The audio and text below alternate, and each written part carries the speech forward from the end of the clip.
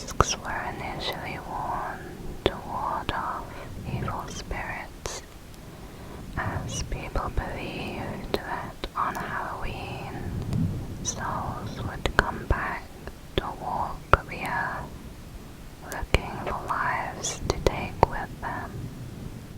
The word bonfire comes from the tradition of burning bones on Halloween.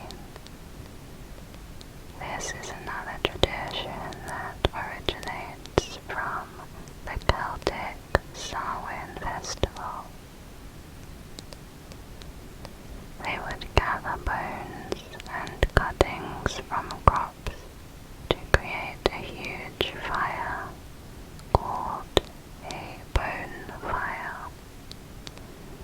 The ritual would supposedly ensure a good crop for the following year. Starting as far back as the 15th century in England, among Christians there was a custom of sharing a kind of biscuit called soul cakes on Halloween. People would visit houses and take soul cakes, either as representatives of the dead or in return for praying for their soul.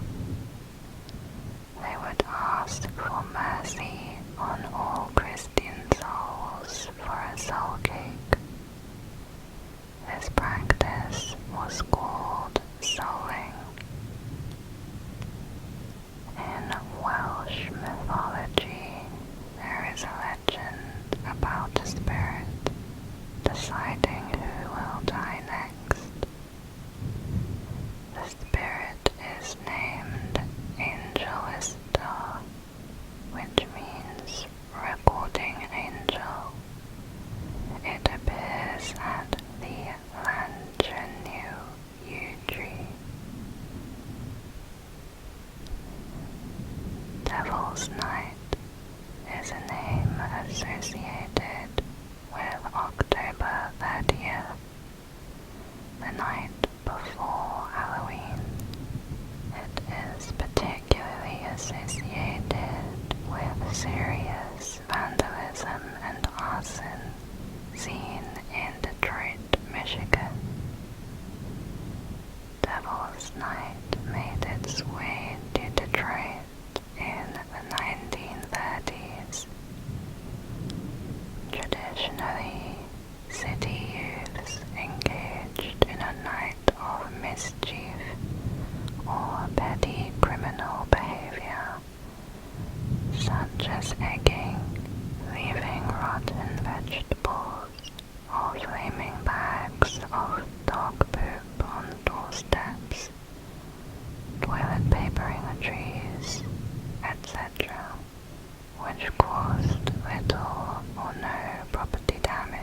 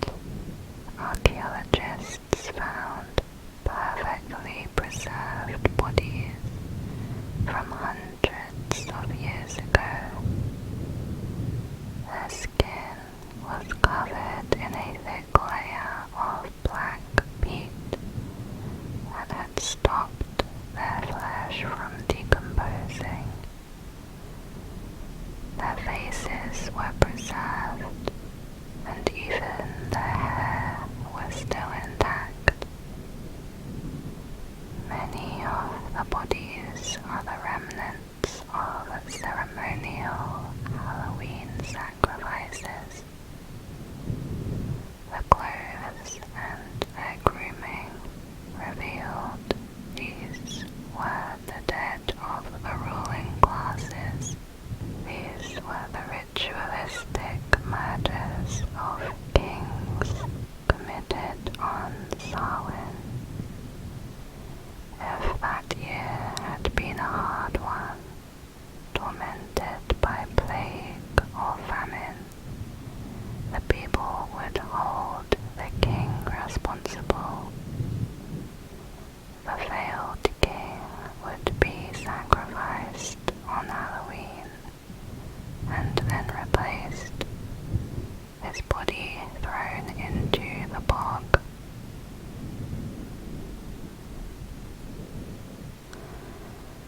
The Celts believed that on Samhain, the doors holding in the world of the dead would open. Dead loved ones would wander out into the world of the living, often trying to make their way back to their home. In some places, they took pity on the dead. They would leave food outside their door to feed the ghosts, or even leave their doors open and prepare a place for them to rest. Not all the dead were so peaceful, though. One Irish legend says when the portal to dead opens, a creature called Eileen would come from the other world and burn the town down every Samhain. So in some places, the people would stay inside with their doors locked, too afraid to go out. In Moray, Scotland, boys would go door to door, begging for peat to burn the witches. They would make a massive fire and lie down as close as they could to it without getting burned, letting the smoke go over their bodies. Their friends would then jump over them and through the smoke, with the belief that this ritual gave them magical protection. Meanwhile, in some parts of Wales, people would jump over the fire and run away. Then another group would catch one of the runners. The victim would be burdened with all the accumulated evils of that year before being thrown onto the bonfire as a human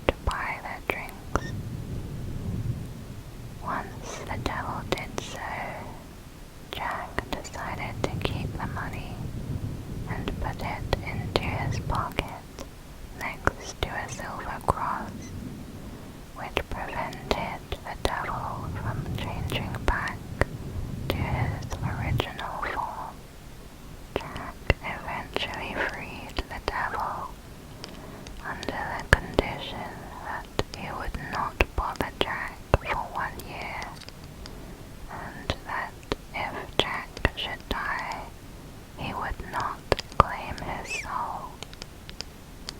The next year, Jack again tricked the devil into climbing a tree to pick a piece of fruit. While he was in the tree, Jack carved a sign of the cross into the tree's bark so that the devil could not come down until the devil promised Jack to not bother him for 10 more years. Soon after, Jack died.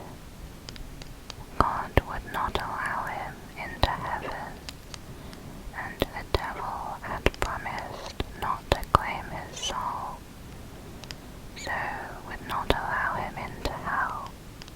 So he sent Jack off into the dark night with only a burning coal to light his way. Jack put the coal into a carved out turnip and has been roaming the earth with it ever since. The Irish began to refer to this figure as Jack of the Lantern, and then simply Jack O'Lantern. In the UK, people began to make their own jack-o'-lanterns by carving scary faces into turnips or potatoes and placing them in windows or near doors to scare away Stingy Jack and other evil spirits. Immigrants from these countries brought the jack-o'-lantern tradition when they traveled to the US. They soon found that pumpkins, which were native to America, made perfect jack-o'-lanterns. In 2013, Jordan Morlan, aged 16, of Louisville, Kentucky, was trying to prank his sister on Halloween by pretending to hang himself in a tree on the family's front yard. However, Jordan slipped and hung himself to death for real.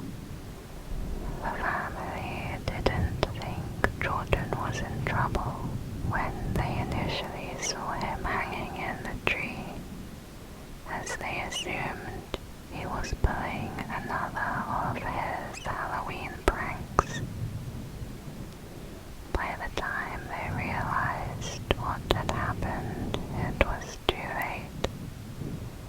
Paramedics were unable to revive Jordan, and after spending several days in a coma, he died. In 1945, Pauline L. Mahan of Pasadena, California, was 79. She was giving out homemade cookies to trick-or-treaters until the cookies ran out. She then started giving nickels as a replacement, but quickly ran out of coins as well. The neighborhood children decided to teach her a lesson for not having enough treats for everyone. So they smeared bacon grease all over her porch. The children then lured the woman out of her door by knocking and running away. When she came out to see who was there, she slipped and fell, breaking her hip and causing her to never walk again. Around 10:30 p.m.,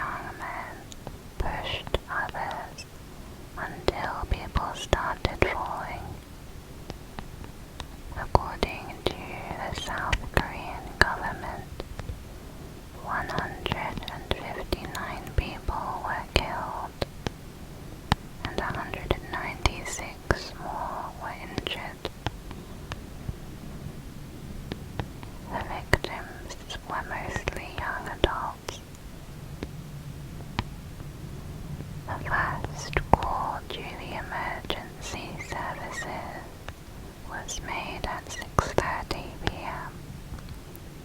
The caller said that an alley was becoming extremely crowded and dangerous. Emergency officials said at least 11 calls were made by people experiencing compressive suffocation. Phone and internet reception eventually went out of service due to the large volume of calls attempted.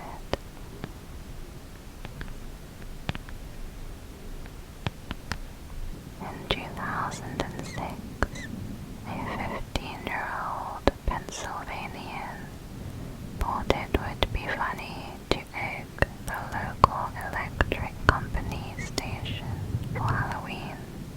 The combination of the egg and rain that was pouring down caused a massive explosion that destroyed the electric station and caused a blackout to 8,000 people in the community. Luckily, the boy escaped relatively unscathed. In 1904, 6-year-old Clara Harding was walking home in Brooklyn after collecting a basket of apples she planned to pop with her friends for Halloween.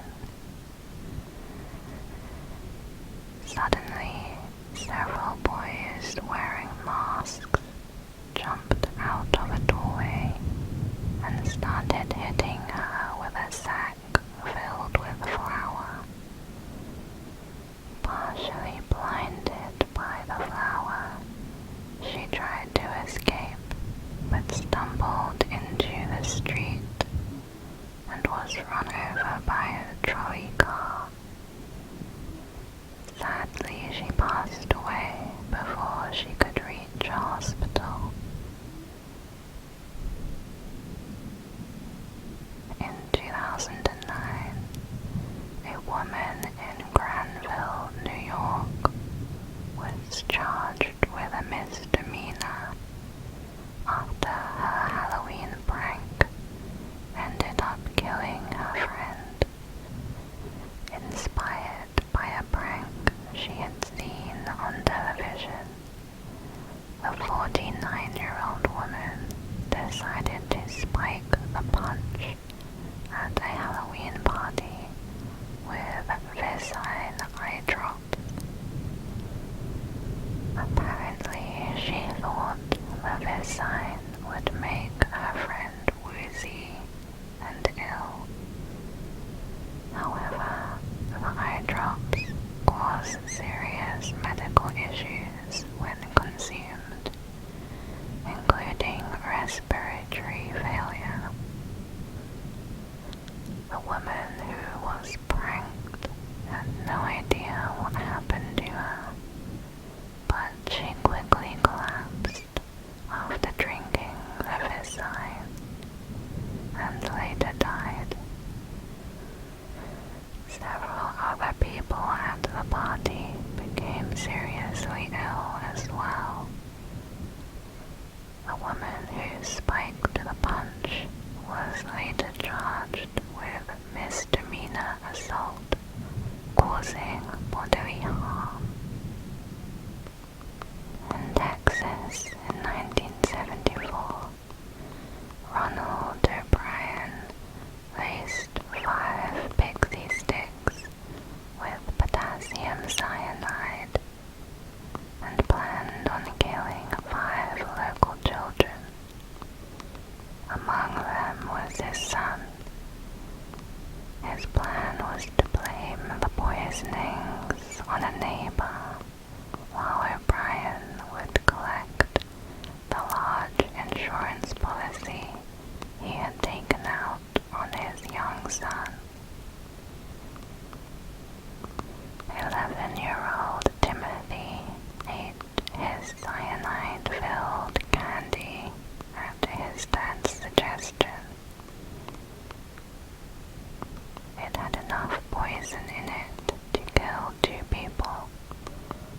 was hospitalized and soon declared dead. Luckily for the other 4 children, the local detectives figured out what had happened due to the smell on Timothy's breath. They confiscated the other pixie sticks before they could be consumed. Ronald O'Brien was named the man who killed Halloween. On the 31st of March 1984, he was put to death by the state of Texas. As the lethal injection entered his veins, a mob of 300 locals shouted "trick or treat" and threw hard candy at a small group of anti-death penalty protesters. On Halloween 2005, locals in Frederica, Delaware, thought that their neighbor had gone all out with her Halloween decorations. A body hanging from a tree in the garden was thought to be a decoration for 3 hours before people realized it was a real person. The night before Halloween in 1938, people tuning in to CBS radio heard an unsettling announcement which said Martians have invaded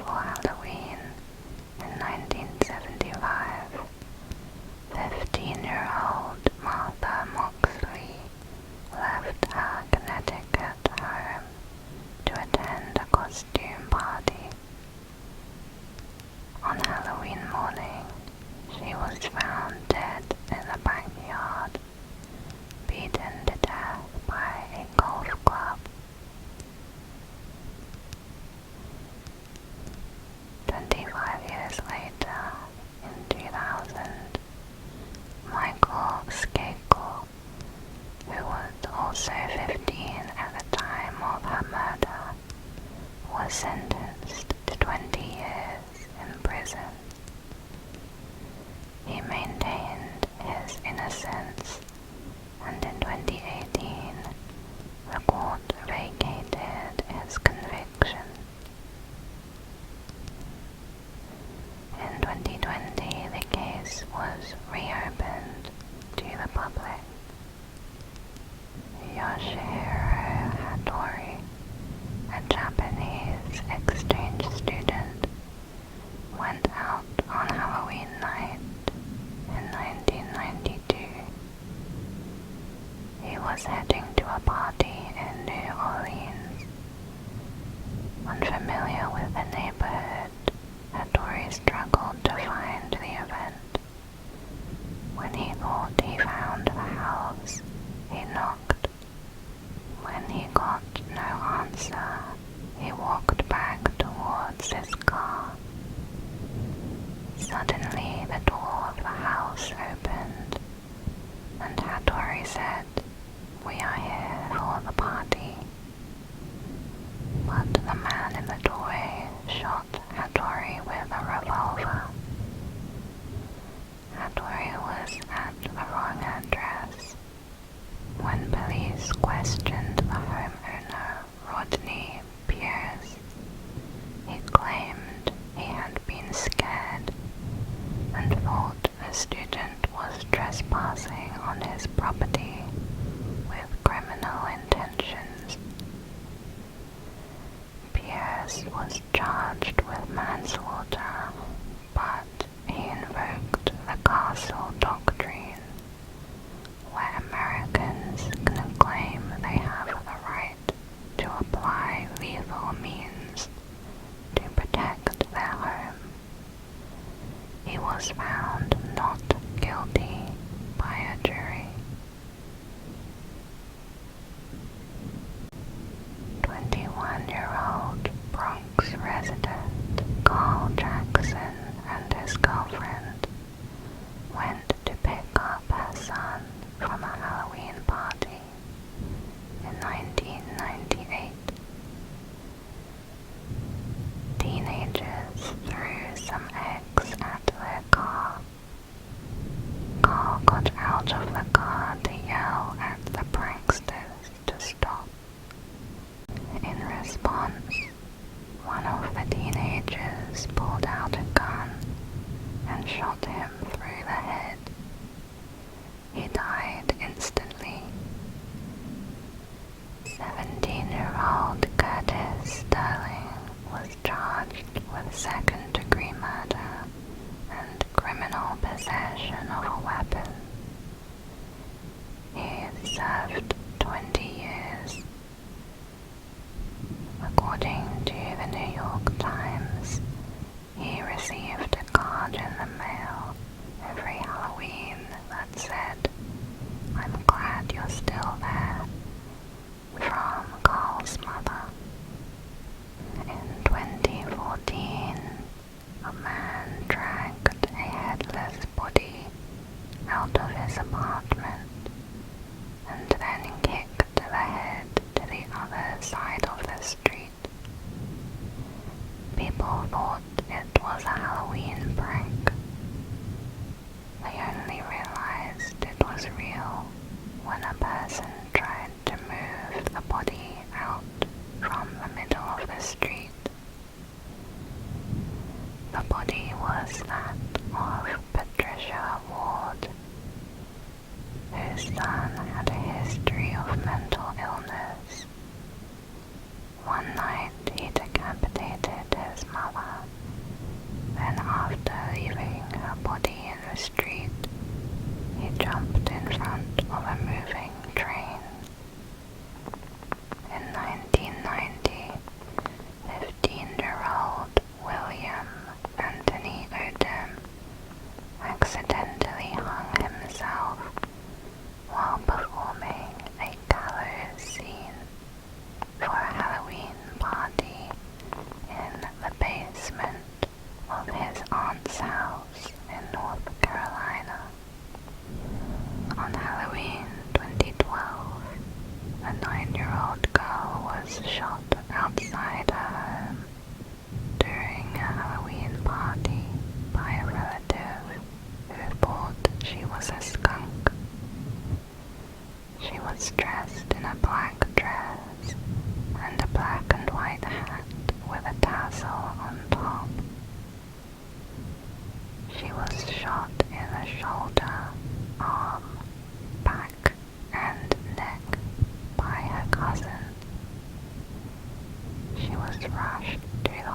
hospital.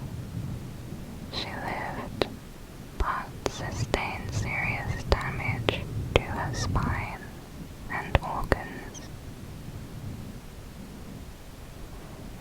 On the evening of Halloween 1998, two bodies were found in a Manhattan apartment, severely beaten and shot in the back of the head, supposedly by a satanic cult. Ronald Sisman, a photographer aged 39, and his girlfriend, Elizabeth Platzman, a college student aged 19, were having a photo shoot in the house when they heard a banging on the door. Ronald opened the door and the killer proceeded to inflict brutal injuries upon the victims before shooting them. The apartment appeared to be ransacked. Furniture was torn apart and items scattered all over the floor. The killer may have been searching for something. Sisman's pistol and both of the victims' driver's licenses were missing. The pistol may have been the murder weapon. The murders of Ronald and Elizabeth is thought to be connected with a satanic cult that hired Ronald to film a video, and he had kept a recorded snippet of one of the Son of Sam killings. David Berkowitz, also known as Son of Sam, was an influential member of the cult, but at the